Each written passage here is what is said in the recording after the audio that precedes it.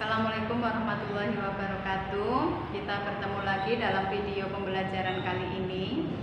Pada video sebelumnya kita sudah membahas mengenai proklamasi kemerdekaan Indonesia dan maknanya. Pada kesempatan kali ini saya akan membahas mengenai respon internasional terhadap proklamasi kemerdekaan Indonesia. Ada beberapa negara yang mendukung Indonesia merdeka atau yang mendukung proklamasi kemerdekaan Indonesia, dan ada yang menolak. Beberapa negara yang mendukung kemerdekaan Indonesia adalah Palestina, Mesir, kemudian India, Australia, dan Vatikan. Sedangkan yang menolak proklamasi kemerdekaan Indonesia adalah negara Belanda. Respon dari dunia internasional, pengakuan kedaulatan dari dunia internasional dibagi menjadi dua, yaitu pengakuan secara de facto dan pengakuan secara de jure. Pengakuan de facto artinya pengakuan menurut fakta atau kenyataan bahwa di atas wilayah itu diakui telah berdiri suatu negara. Sedangkan pengakuan de jure artinya pengakuan menurut hukum. Respon dan dukungan dari Palestina disuarakan oleh Muhammad Amin al-Husseini, seorang ulama, mujahid, dan sebagai mufti besar Palestina. Beliau secara terbuka mendukung kemerdekaan Indonesia. Dukungan tersebut diucapkan tepatnya pada tanggal 6 September 1944 sebelum proklamasi dikumandangkan. Syekh Muhammad Amin al-Husseini juga mendesak agar negara-negara Timur Tengah mendukung dan mengakui kemerdekaan Indonesia sehingga berhasil meyakinkan Mesir dan diikuti negara-negara lain seperti Suriah, Irak, Lebanon, Yaman, Arab Saudi, dan Afghanistan untuk mengakui kedaulatan Indonesia. Pengakuan dari Mesir terhadap kemerdekaan RI. Sebab-sebab Mesir memberi pengakuan kemerdekaan kepada Republik Indonesia adalah: yang pertama, persamaan agama. Yang kedua, banyaknya masyarakat Indonesia yang menuntut ilmu di Mesir. Banyaknya masyarakat Indonesia yang bekerja di Mesir, dan banyaknya masyarakat Indonesia yang melakukan haji di negara Arab. Proses Indonesia mendapatkan kedaulatan dari Mesir. Yang pertama adalah peranan mahasiswa-mahasiswa Indonesia yang belajar di Mesir, Irak, dan di negara Arab yang lainnya.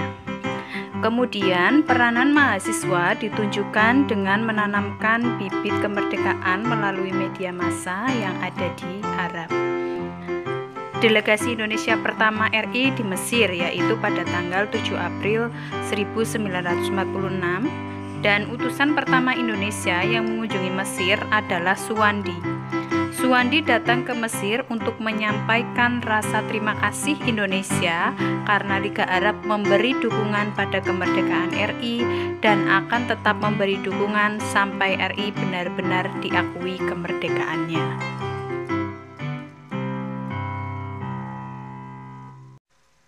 Pembentukan Panitia Pusat sebagai wakil Indonesia di luar negeri.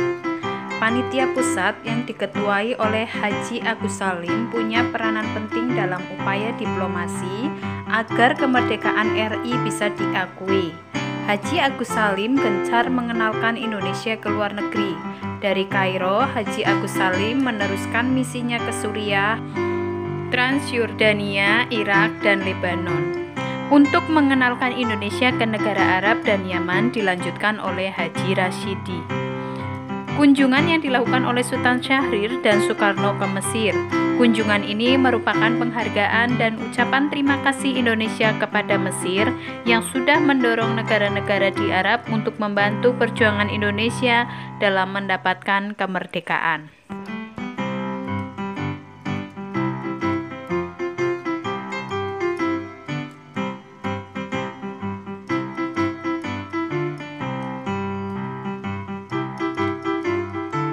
Pengakuan India terhadap kemerdekaan Republik Indonesia. Sebab-sebab India memberi pengakuan kemerdekaan kepada Indonesia yaitu persamaan kebudayaan, di mana Indonesia dan India sama-sama mempunyai kebudayaan Hindu-Buddha. Kemudian persamaan nasib, sama-sama pernah dijajah atau sama-sama ingin merdeka. Hubungan dekat antara para pemimpin negaranya yaitu Nehru dan Muhammad Hatta pada Februari 1927.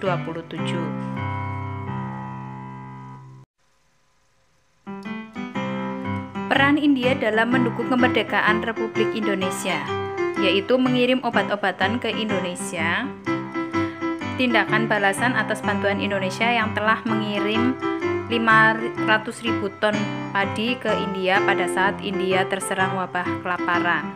Kemudian pada tanggal 31 Juli 1947, India dan Australia mengajukan masalah Indonesia Belanda ke Dewan Keamanan PBB.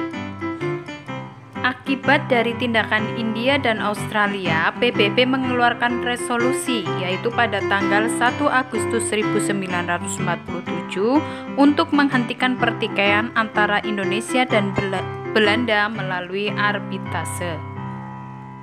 Pengakuan Australia terhadap kemerdekaan Republik Indonesia.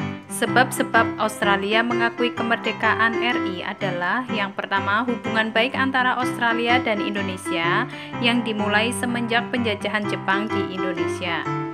Yang kedua, persamaan tujuan yakni sama-sama ingin menyingkirkan atau mengusir Jepang.